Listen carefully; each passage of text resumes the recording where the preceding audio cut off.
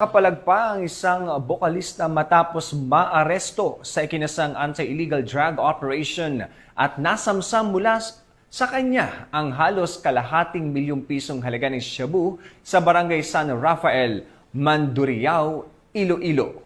Itunuturing itong panibagong tagumpay sa patuloy na kampanya ng kapulisan laban sa iligal na droga. Pinatutunayan ito na walang pinipili ang batas, maging kilalang personalidad o ordinaryong mamamayan. Ang lahat ay pananagutin kundi lalabag sa batas. Nakibalita dyan si Patrolwoman Julibel Alvior. Hindi na naging isang bukalista ng maresto sa ikinasang anti-illegal drug operation ng mga operatiba sa barangay San Rafael, Mandurriao, Iloilo City.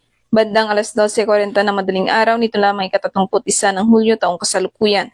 Kinilalang suspect na si Elias Monique, 31 taong gulang at residente ng barangay Bacao, Mandurriao, Iloilo.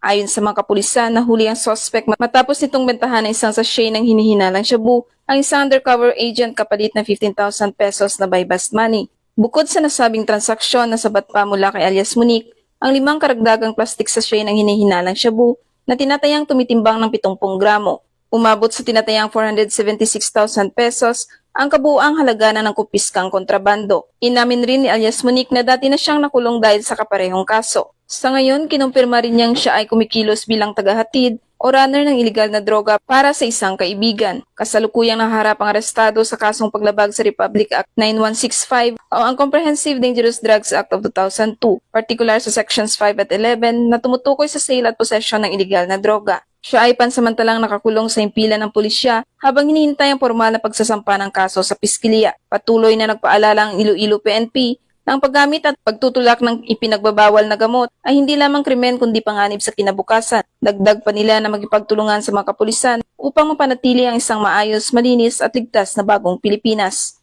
Mula dito sa Western Visayas, ako ang inyong Police News Network Correspondent, Patrolwoman Julibel Alvior, alagad ng batas, tagataguyod ng balitang pulis. Maraming salamat, Patrolwoman Alvior. Naaresto ng mga otoridad ang tinaguriang top 4 most wanted person